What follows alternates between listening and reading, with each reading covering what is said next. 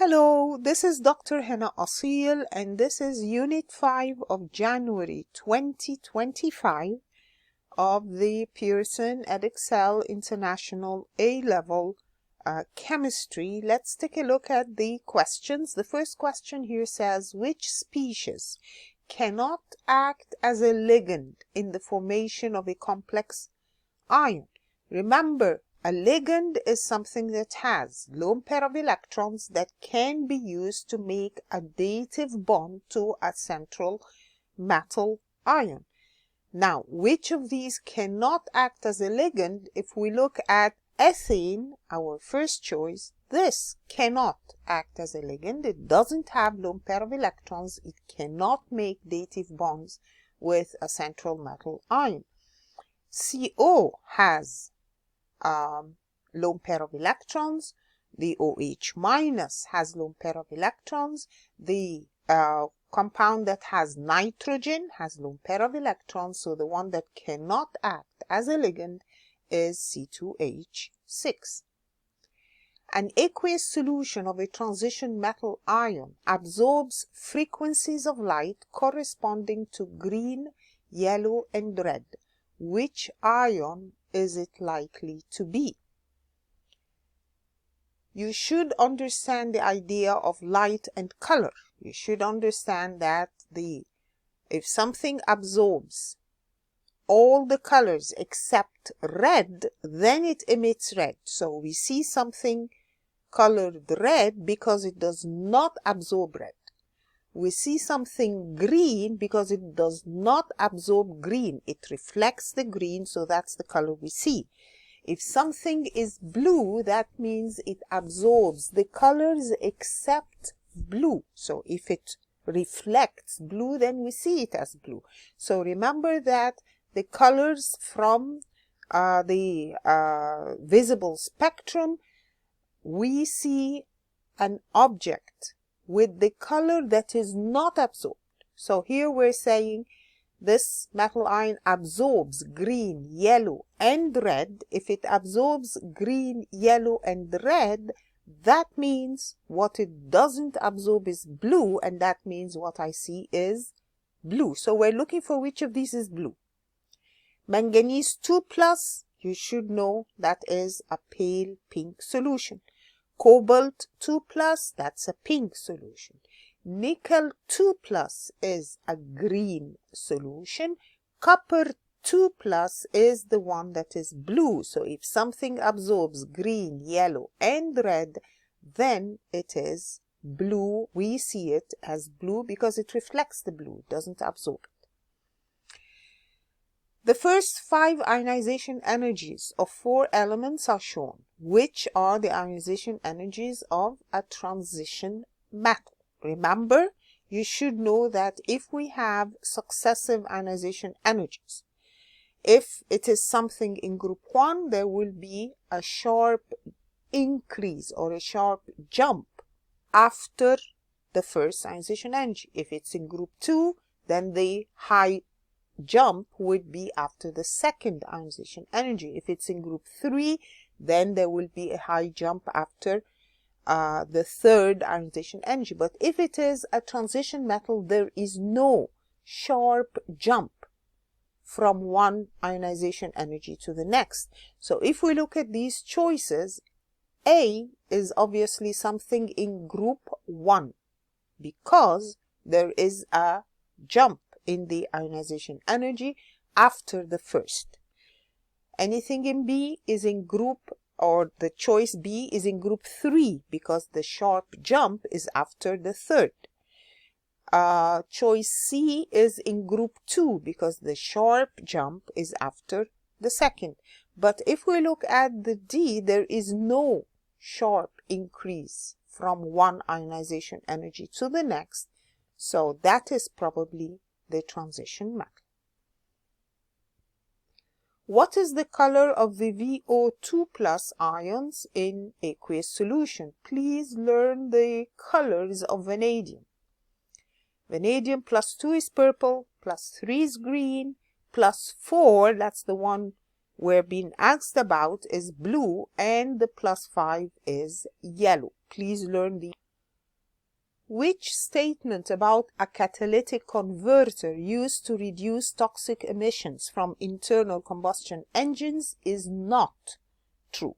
Now, what is the catalytic converter? The catalytic converter is a device that is placed on the car exhaust so that the harmful gases released from combustion of the fuel or from the engines go through a catalyst. They react together to form safer gases. Now, how does this work? Remember that this is an example of a heterogeneous catalyst in which the reactants are gases, carbon monoxide, nitrogen monoxide. Now, what happens is they are adsorbed on the surface of the catalyst, not absorbed. They are adsorbed. Adsorption means just touching on the surface of the catalyst. This weakens the bonds. Reaction occurs easily, and then the products are desorbed. So after the reaction, there is desorption of the carbon dioxide and the nitrogen that is formed. Of course, the catalyst in the catalytic converter could be platinum, and we said this is an example of a heterogeneous catalyst in which the catalyst is a solid while the reactants are gases. So remember, the reactants are adsorbed, not absorbed by the catalyst. Which of these pairs of elements are both transition metals? Well, let's see. What do we mean by transition metal? A transition metal or a transition element is a D block element. So all of these choices are in the D block, but we look for something that has one or more stable ions with incomplete d orbitals. So the transition metal is something that forms an ion with incomplete d orbitals. So let's look at gold. Actually, this is the electron configuration for gold. Now, when it forms a 2+, we remove one of the electrons in the 6s, one of the electrons in the 5d. So we do have an incomplete d orbital. So gold is transition.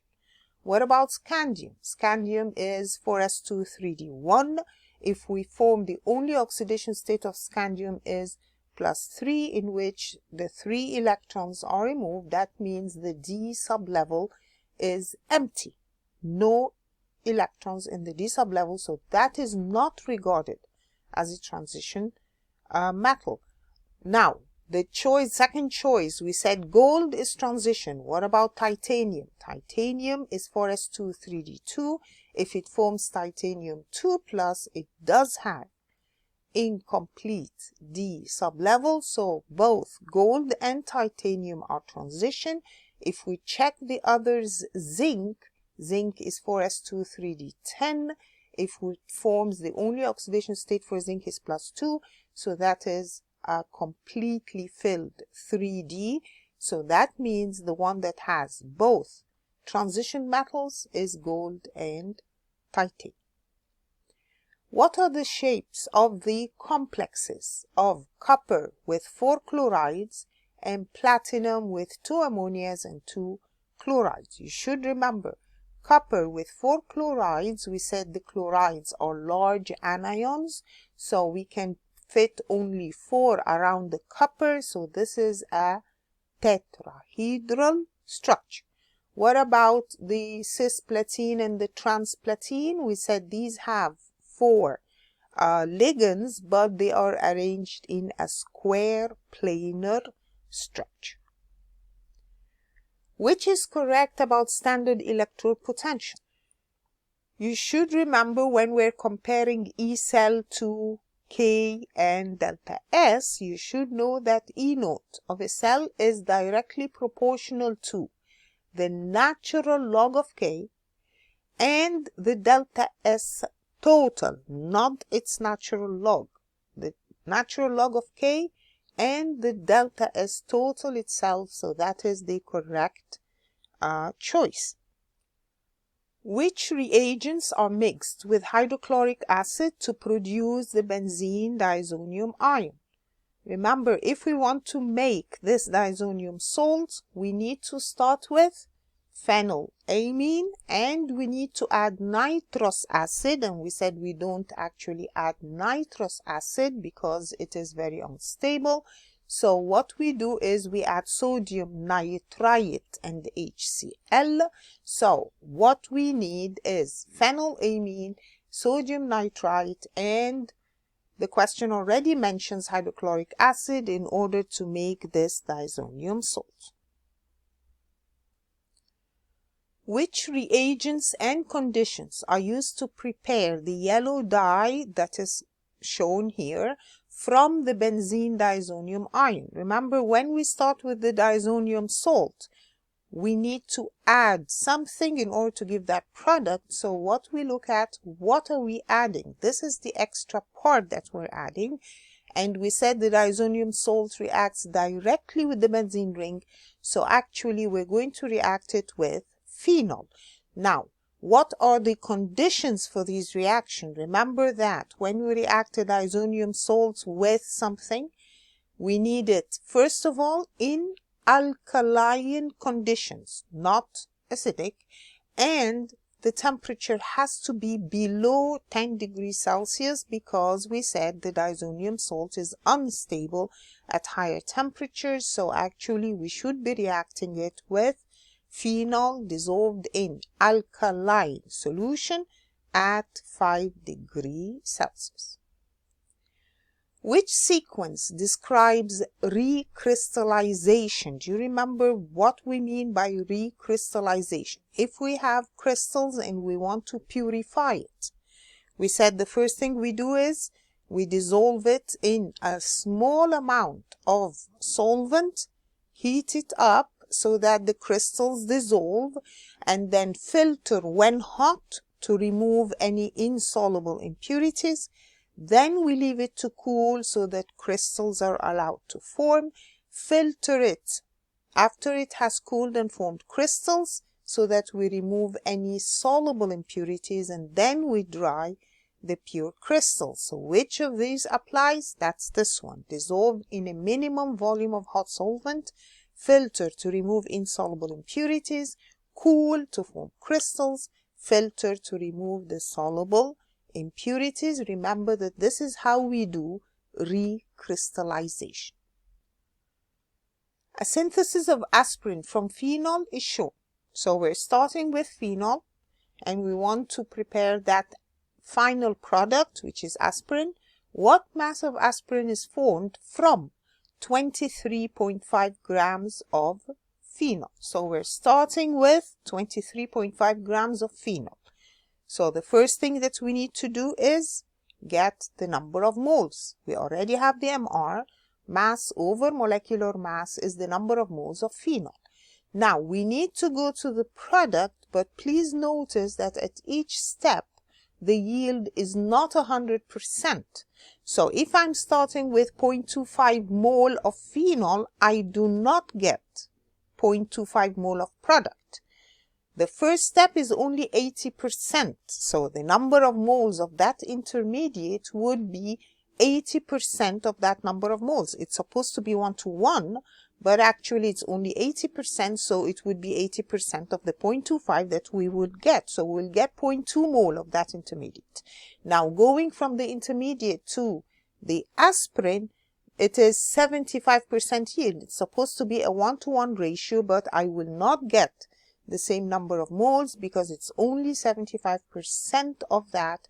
So actually the number of moles that we end up with is 0.15 mole of aspirin. Now we're required to get the mass. Mass is number of moles times the MR. So we will end up with 27 grams of the product. An 8.4 gram sample of a hydrocarbon formed 26.4 grams of carbon dioxide on complete combustion. What is the molecular formula of this compound? Okay, So we formed 26.4 grams of carbon dioxide. Remember, I don't know what the hydrocarbon is, so let's say it's CXHY. Now, if we have complete combustion, it gives carbon dioxide and water. According to the balancing, the number of moles of the CO2 should be the same as the number of moles of the carbon in the hydrocarbon. Now, this is the kind of balancing, so let us get the number of moles of the carbon dioxide first. Number of moles of the carbon dioxide is 0.6, so that means my X here, the number of moles of carbon in the hydrocarbon is 0.6, and that means the mass is the 0.6 times 12, 7.2 grams. That means the mass of carbon in my hydrocarbon is 7.2. Now the rest of the 8.4 is the hydrogen. So I'm starting with carbon 7.2 grams, the hydrogen 1.2 grams, and I'm trying to get a molecular formula. Divide by the mass number, divide by the smallest. This comes out to a ratio of 1 to 2. So the question is, which of these is a molecular formula with a ratio of 1 to 2? Remember, we cannot have a molecular formula that is CH2. Carbon must have minimum 4 carbons, or a total of 4 carbons. CH2 is not a molecular formula. It can be an empirical formula, but not molecular formula. So which of these molecular formulas has the hydrogen twice the carbon? That is my choice. What are the volumes of oxygen required and carbon dioxide produced at room temperature and pressure on complete combustion of 5.8 grams of butane? So we're burning complete combustion of butane. Of course, this will react with oxygen to give carbon dioxide and water, and the question is how much oxygen and how much carbon dioxide. So first we need to write a balanced equation. Complete combustion gives carbon dioxide and water. Balancing, this would be the balancing of the equation. Now, we're starting with 5.8 grams of butane, so we can get the number of moles of butane, mass over molecular mass. So that means I'm starting with 0.1 mole of butane. How much oxygen will be needed and how much carbon dioxide will be produced? Well, the number of moles of oxygen is the 0.1 times the 6.5.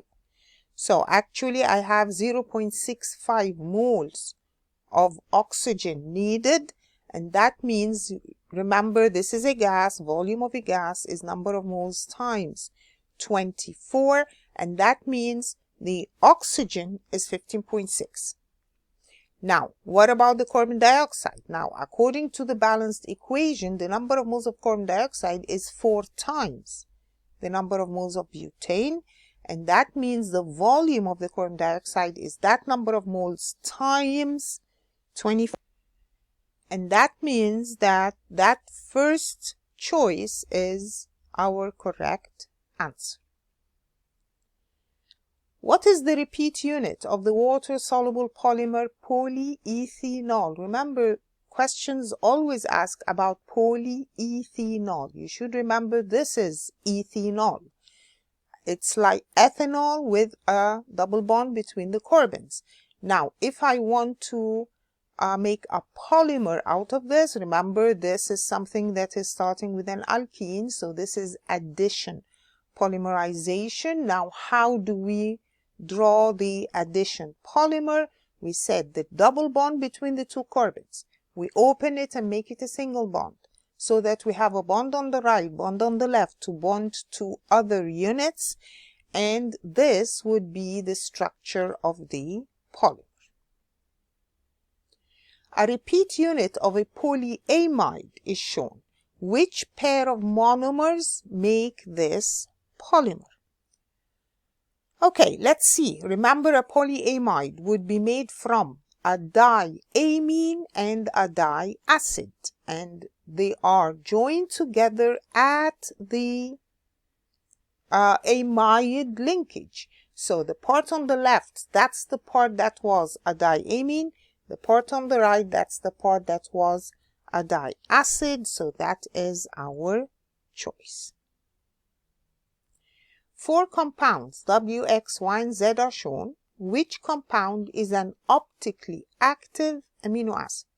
First of all, to be optically active, it has to be bonded, carbon bonded to 4 different groups, which we call a chiral center. So the question is, which of these has a chiral center? Which of these is bonded to 4 different groups? If you look at them, most of them have 2 of the groups similar, except for compound Y, in which the carbon is bonded to 4 different groups. So that carbon is a chiral center, and that compound would be optically active. Which compound does not have the same number of peaks in the low resolution proton NMR and the carbon-13? Okay, let's take a look. In W we have 2 of the methyl groups are similar. So we have 3 different carbon environments and 3 different proton environments, so they're the same number. What about in X? Both methyl groups are the same, so we have 3 carbon environments, 3 proton environments. What about Y? In Y, I have 3 carbon environments, but 4 proton environments, so that's the one that does not have the same number of peaks. Z has, again, 3 carbon environments and 3 proton environments, so our answer is Y. Asparagine is an amino acid, and we have that diagram of asparagine on the right. What will be the structure of asparagine in an aqueous solution at pH 2? Again, remember, when we have an amino acid, it has different notations in different pHs. So if it is in neutral pH, we said it exists as Zwitter ion, in which the acid part is COO minus and the amine part is NH3 plus. Now, if we put the amino acid at high pH in alkaline conditions, the amine part is NH2, but the acid part is the salt, COO minus. What if when we put it in acidic pH, at low pH, the acidic part is COOH, but the amine part is NH3 plus, and that means which of these is the correct answer? That's this one, in which the acid part is COOH and the amine part is the NH3 plus. Remember, the part up there is not an amine, it's an amide, so it has nothing to do with what we're talking about. In a high-resolution proton NMR spectrum of asparagine, what would be the splitting pattern for the protons indicated by the arrow? Can you see where the protons are? So how many protons on the neighboring carbons? There is only 1 hydrogen on the neighboring carbons, so that CH2 would be a doublet. The standard EMF of the cell shown was measured. So we have a cell in which we have zinc in zinc 2 plus, and we have on the other side, we are told that it's going to react with iron 2 in iron and iron 3 half cell. Identify by name or formula the substance needed in the salt bridge, and the right hand half cell include concentrations where appropriate. So the first thing is A of course from the diagram is the salt bridge, and we know that the salt bridge contains a solution of what? Remember that the salt bridge is a saturated solution of potassium nitrate. Now, electrode in B. Can we see B? B is the electrode in the half cell where we have iron 2 plus and iron 3 plus. So when we have a half cell made up of solutions, then that electrode B would be made of platinum. Then the solutions in the beaker, we want iron 2 plus and iron 3 plus. Remember that solutions in a half cell should be 1 mole per decimeter cubed of each of the ions. So the iron 2 plus, I need a solution that has 1 mole per decimeter cubed of iron 2 plus and 1 mole per decimeter cubed of iron 3 plus. Remember that actually I would be dissolving a solution of iron 2 or iron 3. So if we're saying I'm dissolving iron sulfate, iron 2 sulfate, remember that each mole of iron 2 sulfate gives 1 mole of Fe2 plus. But iron 3 sulfate, each mole gives 2 moles of iron 3 plus. And that means if I want to mix solutions of these substances in order to end up with 1 mole per decimeter cubed of each of them, then I should have twice the amount of the FeSO4 as the amount of the Fe2SO4 3. So the iron 2 sulfate, I should dissolve a solution of 2 mole per decimeter cubed. And that means if I mix it with a solution of Fe2SO4 3, the iron 3 plus ions would also be 2 mole per decimeter cubed. And that means if I take equal volumes of FeSO4, 2 mole per decimeter cubed, and Fe2SO4 3, 1 mole per decimeter cubed, then I will end up with solution containing 1 mole per decimeter cubed of each of these ions. So keep in mind that iron 2 sulfate, 1 mole gives 1 mole of iron 2 plus, but the iron 3 sulfate, 1 mole gives 2 moles, and take that into account. State why a salt bridge is used rather than a wire. Why is it that I cannot connect the solutions with a wire? We connect the electrodes with a wire because that's where electrons move from one half cell to the other. But the salt bridge is connecting solutions in which the ions can flow. So the point is, the function of the salt bridge is to allow ions to flow through so that the solutions are connected and we have a closed circuit. So the ions can flow through a salt bridge, but not through a wire. So I cannot replace that salt bridge with a wire. Then we're given this information. Write an equation for the reaction that would take place if the current was allowed to flow through the circuit. So what we have is these two, and the first thing we need to decide is which one is oxidation and which one is reduction. Remember that the half cell with the negative reduction potential, of course all of these that are from the data booklet are actually reduction potentials. So the one that has a negative reduction potential is the one that would have oxidation. So actually it's not zinc 2 plus gaining electrons, it is zinc losing electrons. And we said if we flip the equation, we flip the sign of the E note. So for now we want the overall equation. That means we have these two. The zinc is the oxidation, loss of electrons, and the iron 3 plus gains electrons, so that is reduction. And we said to add two half equations, first of all, we need to make the number of electrons the same. So what can we do to make the number of electrons the same? Of course, the first equation has 2 electrons, so the second equation I can multiply through by 2. So that gives me 2, 2, 2 in all of them, and that means now I have 2 electrons in both half equations.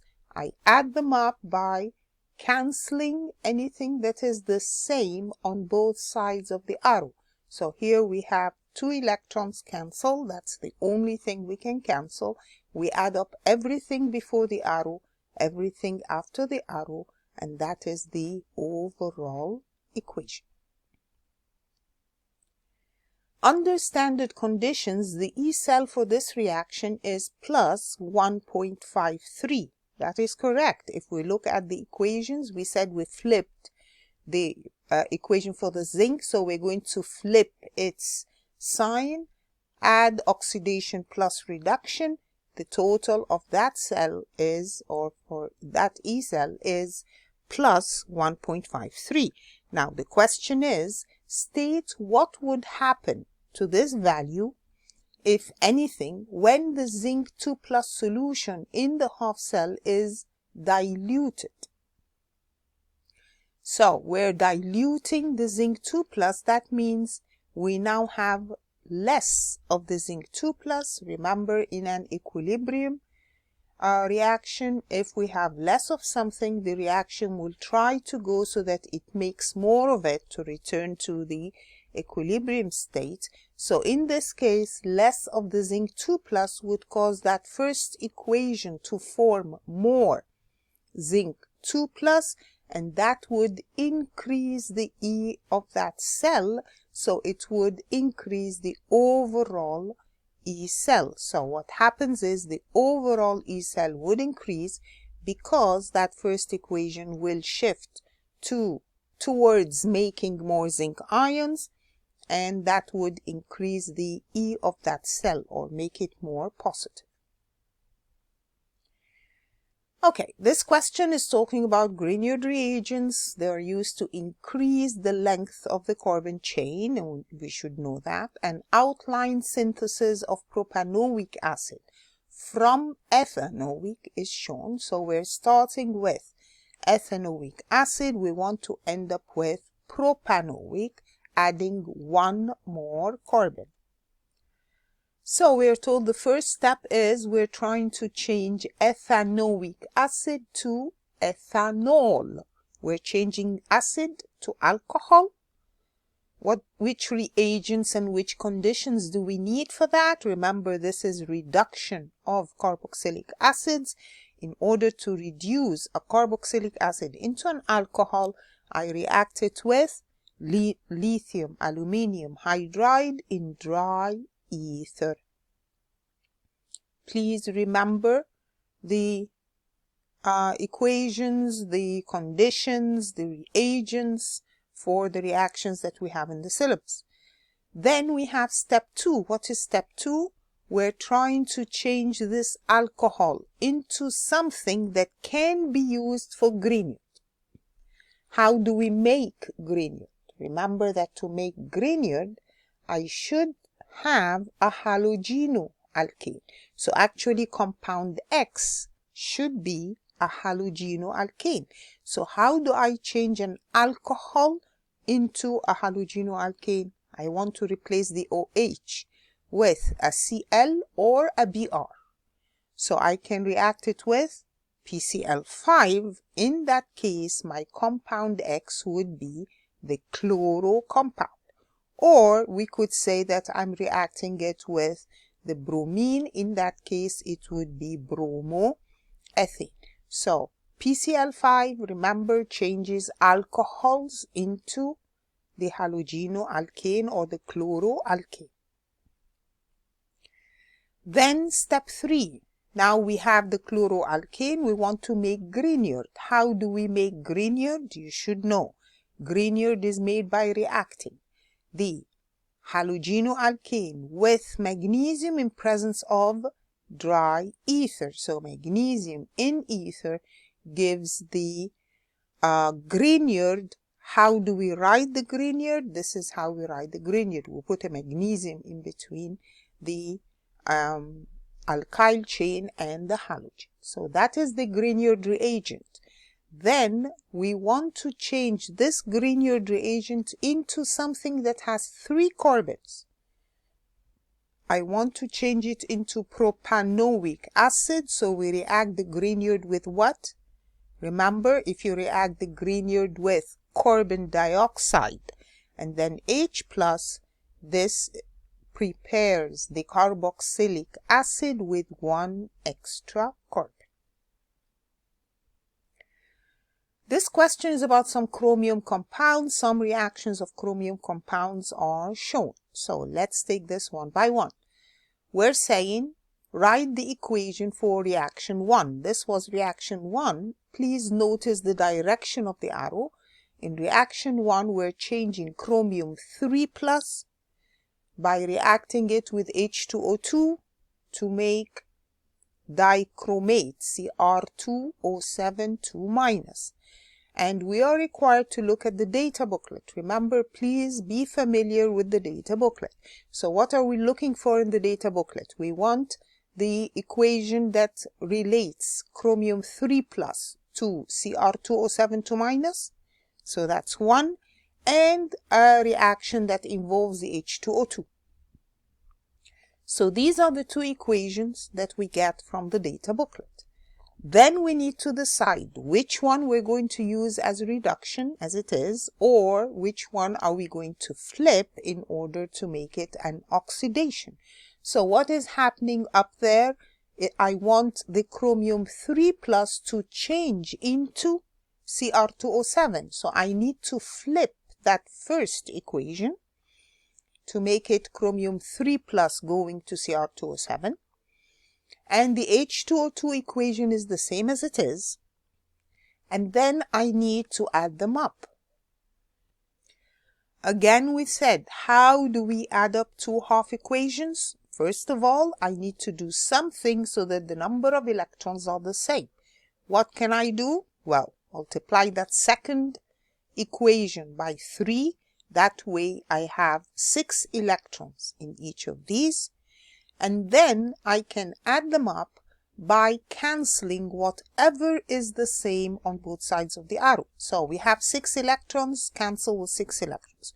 But we also have water on both sides. So I need to subtract them and put the one that is left. So I have 7 water before the arrow and 6 water after the arrow. They cancel to form one water before the arrow. And then I also have H+.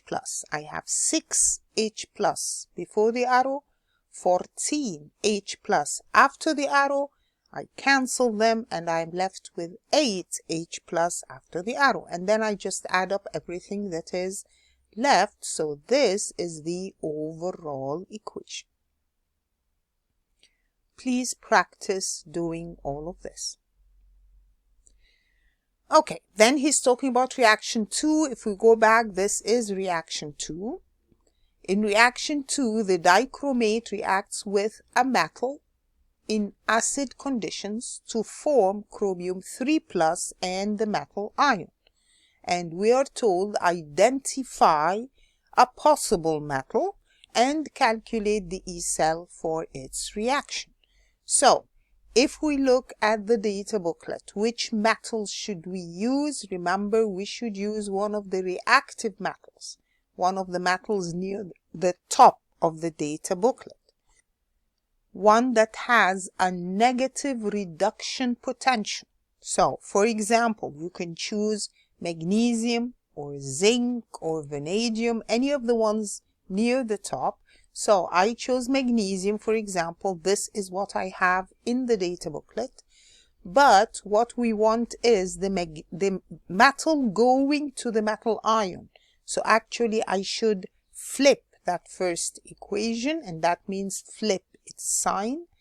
The dichromate going to the chromium 3+, this is the same as what it is in the data booklet. Now, to get the overall E cell, I just add up these numbers. So the overall E cell for this with the magnesium is plus 3.7 volt. Then the question says, give the formula of the species responsible for the purple color formed in reaction 3. Where is reaction 3? This was reaction 3. where we're told chromium 3 plus, which is green or grayish green, we're going to add excess ammonia, and that gives a purple solution.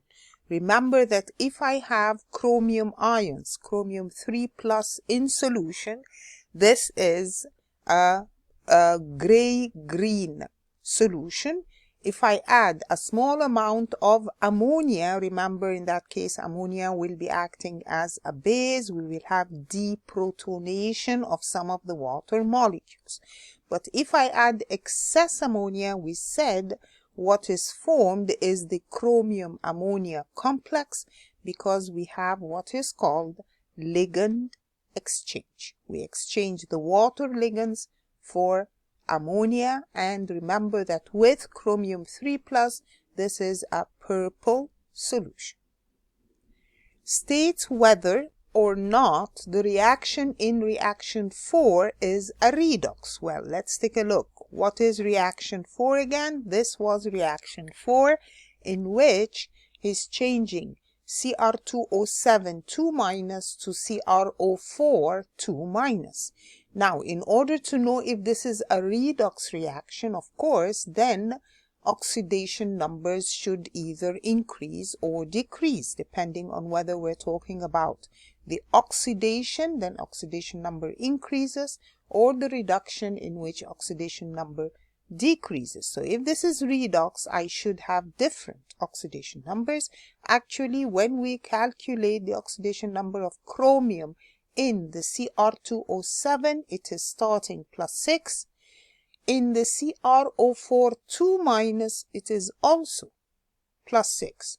So that means this is not a redox reaction, since there is no change in the oxidation number, or the oxidation number is +6 in both cases. A double salt of chromium contains chromium 3 plus, K plus, and SO4 2 minus. Deduce the simplest formula of this salt.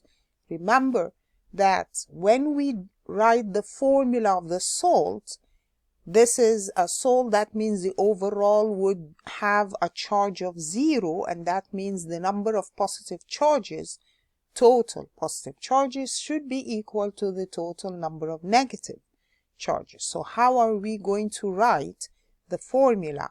So this, in this case, usually we put something in group 1 before transition, and then the K plus and the Cr3 plus, that's a total of +4. And that means I need 2 of the sulfates to have a total of -4, and the overall molecule is neutral. Then the double salt also exists as a hydrated crystal. When a sample of the hydrated double salt is heated until all the water is removed, 56.74% of the original mass of solid remains. Calculate the number of moles of water of crystallization. How do we do that? Well, we're told that all of it was heated to get rid of the water, and we ended up in the end with 56.74% of what we started with. And that means if I know the MR of the salts, so calculate the MR of that salt, then I can say, okay, that salt, if it is 56.74 grams, then the rest of the 100 is the water. Put it like this. Calculate as if you're doing empirical formula. That means you divide by the MR. What comes out, we divide by the smallest. This gives a ratio of 1 to 12, and that means I have 12 moles of water of crystallization per mole of the hydrated salt. We require small amounts of chromium 3 ions in our diet, as they are important in the breakdown of fats and many other body processes. However, too high a concentration of chromium 3 plus is toxic.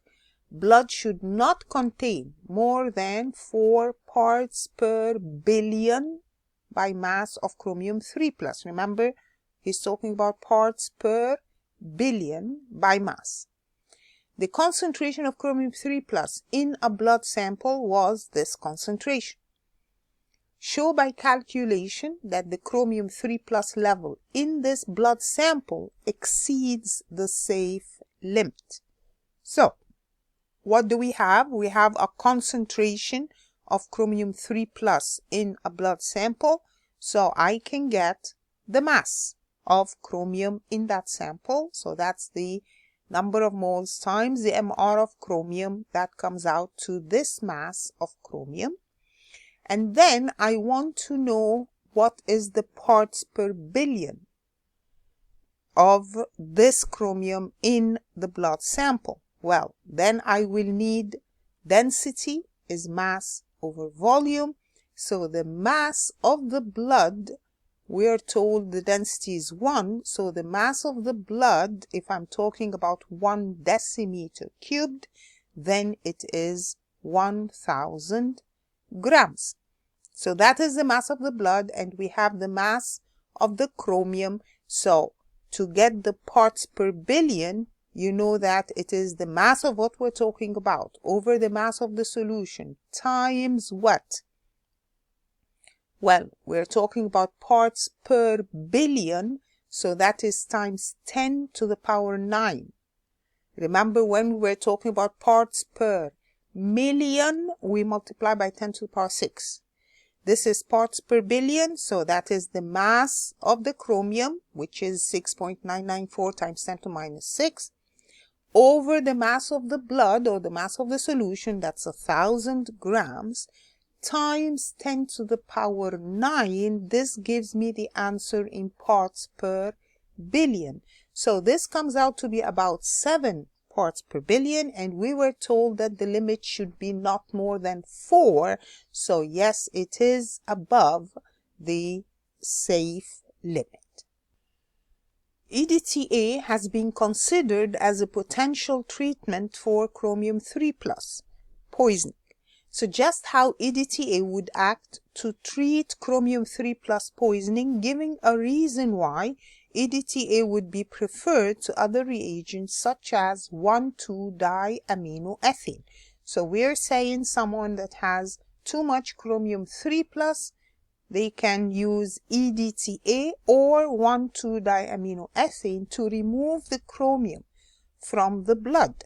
Of course, you should realize that the EDTA will make a complex with the chromium ion, so effectively trapping the chromium 3+ ions, removing it from the blood.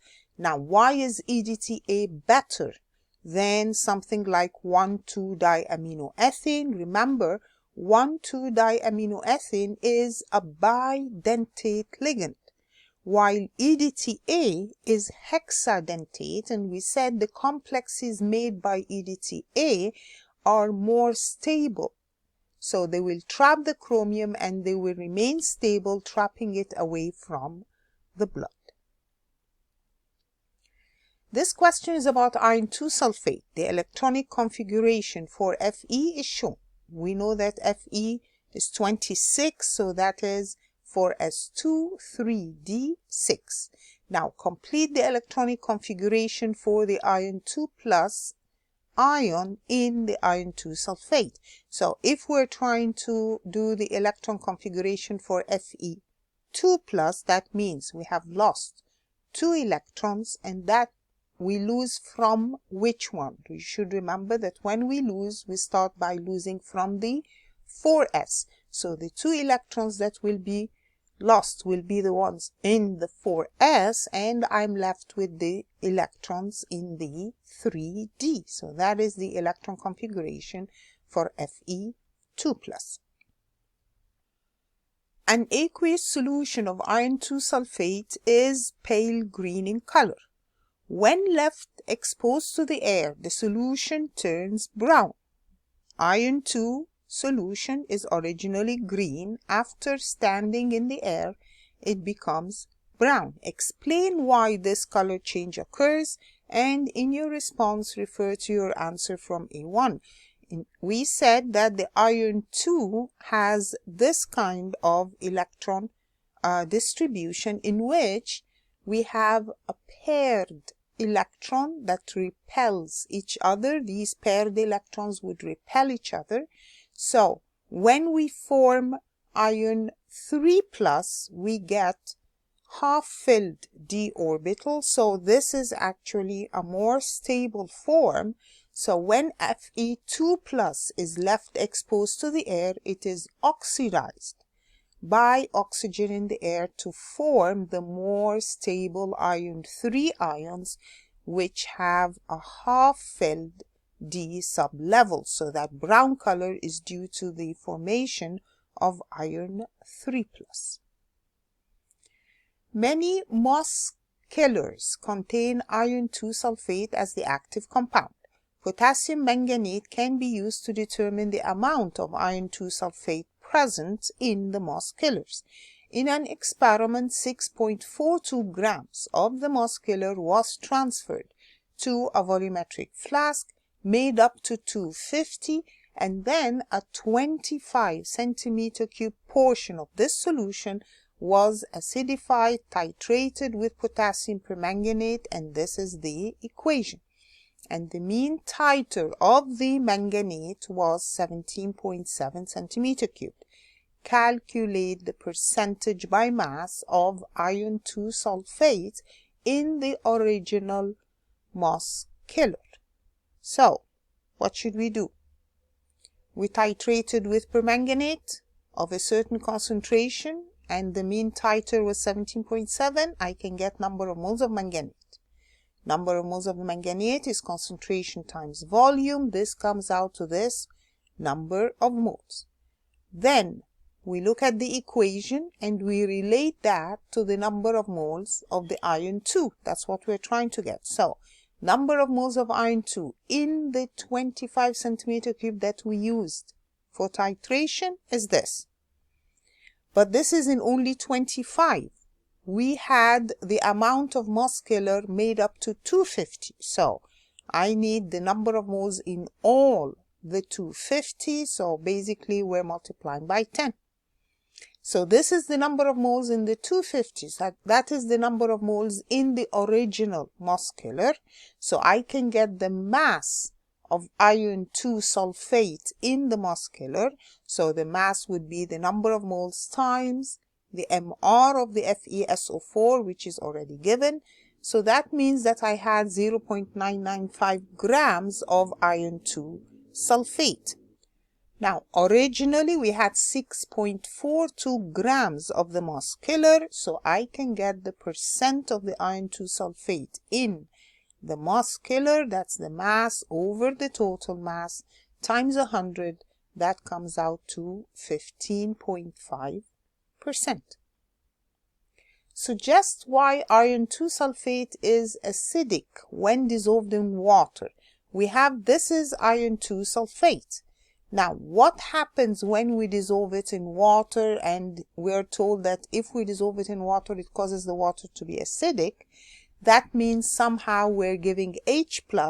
Remember that the presence of the complex, this causes the water molecules to lose H+ ions or deprotonation of some of the water molecules. This allows H+ ions to be in solution, and that makes the solution acidic. So the iron 2+ is present in the form of this complex, but the presence of this complex may cause the deprotonation of at least one of the water molecules, and that gives an H+. Compare and contrast the bromination of benzene and bromination of phenol. Please notice that this question is repeated in almost every exam. Bromination of benzene and bromination of phenol. We said if I have benzene, benzene is very stable because of the delocalized pi cloud. We need a catalyst. So benzene, in both of them actually, what we have is electrophilic substitution. But in benzene, we need a catalyst to form bromobenzene, and this is because the benzene has delocalized electrons, so we say it is kinetically stable with a high activation energy, so we need a catalyst to force it to react. While the phenol has lone pair of electrons on the oxygen that are delocalized with the pi cloud, so we don't need a catalyst. Phenol is more reactive than benzene. The lone pair of electrons on the oxygen is delocalized, overlaps with the delocalized electrons in the ring.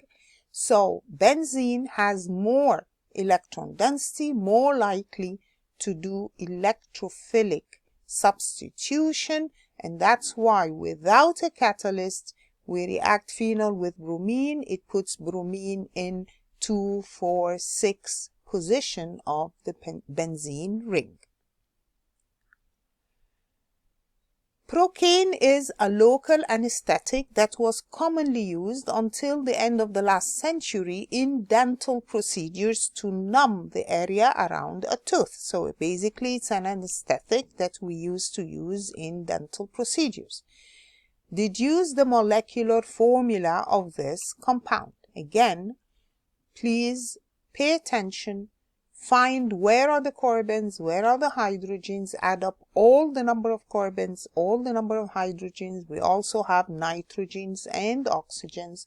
So this is the total number of each element. That is the molecular formula.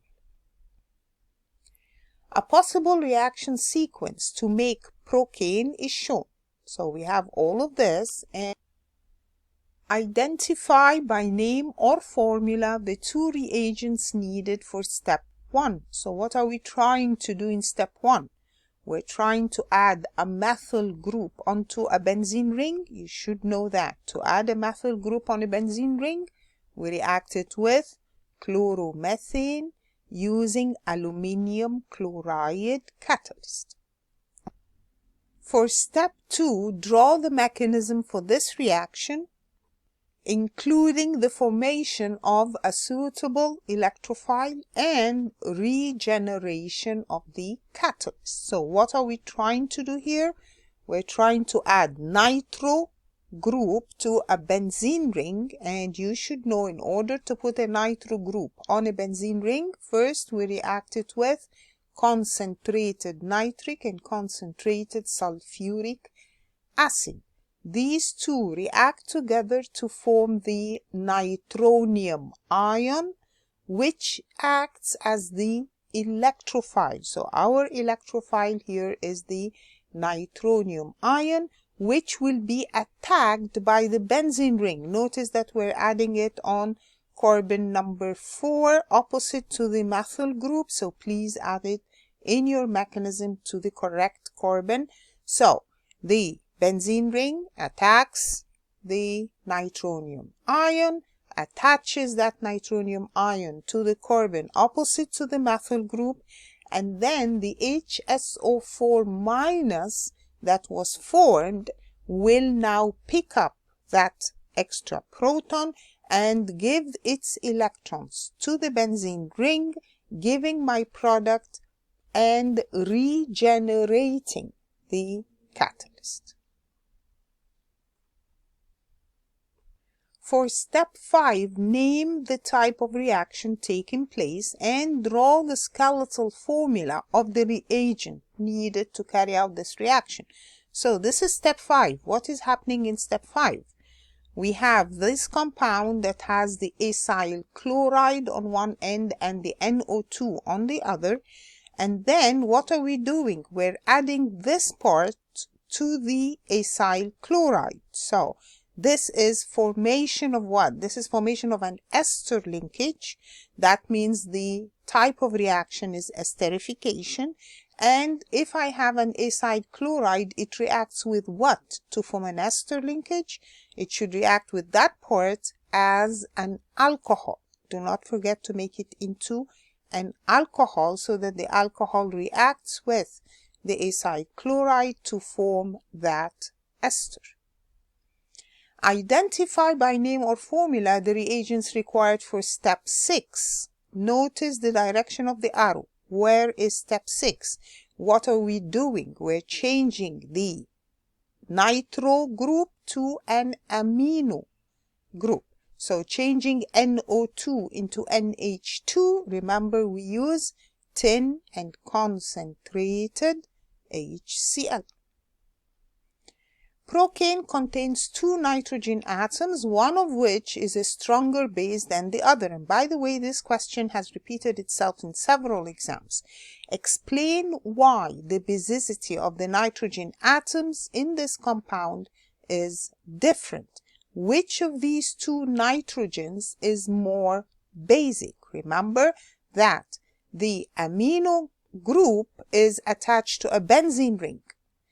And that means its lone pair of electrons are not really available. So it is the nitrogen that has the alkyl groups, that is the one that has its lone pair of electrons available for making a dative bond with an H+ ion. So it is the nitrogen on the right there, the nitrogen of the amine bonded to ethyl groups is more basic since it is more likely to be protonated, and that is because the ethyl groups or alkyl groups in general are electron donating, and that means the lone pair of electrons on the nitrogen are more available to form a dative bond with the H+ ions, while the nitrogen that is on a benzene ring has its lone pair of electrons delocalized onto the benzene ring, so it is less likely to attack an H+